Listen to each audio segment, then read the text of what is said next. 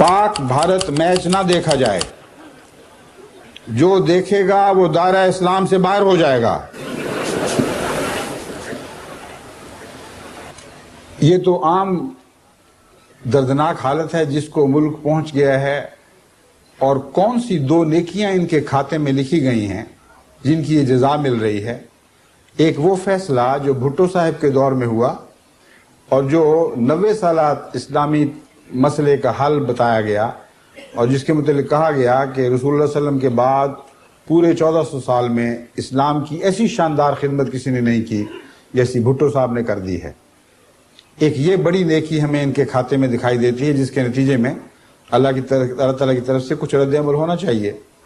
दूसरी नेकी जनरल ज़ियाउल हक साहब का वो ऑर्डिनेंस है जिसके नतीजे में एक अहमदी की रोज़मर्रा की ज़िंदगी एक जुर्म में तब्दील कर दी गई है। अगर ये दो बातें अल्लाह की खातिर थीं, अगर ये दो बातें इस्लाम के एहया के लिए ज़रूरी थीं, अगर ये दो बातें हज़रत मोहम्मद मुस्तफ़ा सल्लल्लाहु अलैहि वसल्लम की नामूस और इज़्ज़त के क़याम के लिए ज़रूरी थी, तो वो कौन सा खुदा है जो इन दो नेकियों की ऐसी जजा इस कौम को दे रहा है। ऐसे बेवफा खुदा से तो ताल्लुक काट लेना बेहतर है, लेकिन खुदा की कसम खुदा बेवफा नहीं है। ये लोग अंधे और बेवफा हो चुके हैं। इनको ना खुदा के मिजाज से वाकफियत है, ना मोहम्मद रसूलुल्लाह के मिजाज से वाकफियत है। हर वो बात जो इस्लाम के दुश्मन किया करते थे आज उसे करते और उस पर फख्र महसूस करते हैं। इन बातों की वही सजा मुकद्दर थी जो सजाएं आज इस कौम की जिंदगी का हिस्सा बन चुकी हैं। बदनसीबी ये है कि आज तक इनको पता नहीं कि क्या हो रहा है, और इनके दुख इनसे ज्यादा हम महसूस करते हैं जिनको इन्होंने अपने मजालिम का निशाना बना रखा है। अब मुतालबों का ये हाल है कि अब मुहिम जारी है कि ज़िक्री फ़िरक़े को भी अक़लियत करार दे दिया जाए, और बड़े ज़ोर शोर से ये मुहिम भी जारी है कि अहले तशय्युअ को अक़लियत करार दे दिया, शियों को भी इस्लाम से निकाल बाहर किया जाए। अहमदियों को मुतालिक एक नया मुतालबा ये आया है कि कादियानियों की पाकिस्तानी शहरियत मनसूख की जाए।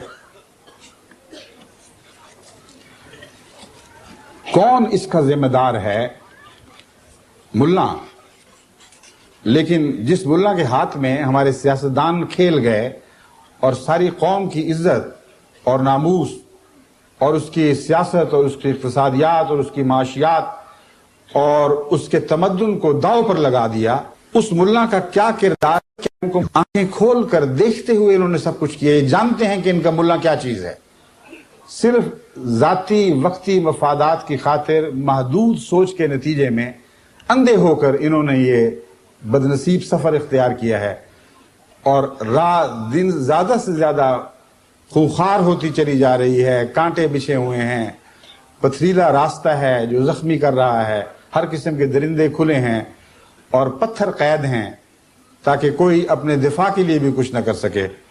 ये जो कैफियत है, ये इसका सेहरा मुल्ला के सर दुरुस्त, लेकिन जिन्होंने मुल्ला को उठाकर अपने कंधे पर बिठा रखा है उनके मुतालिक भी तो कुछ कहना चाहिए।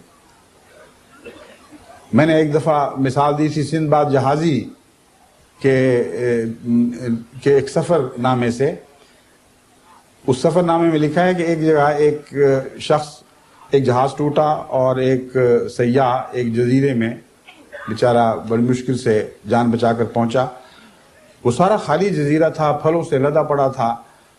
वहां चलते चलते उसने देखा कि एक फल के दरख्त के नीचे एक बूढ़ा बैठा हुआ है और बड़ी उम्र और लंबी दाढ़ी।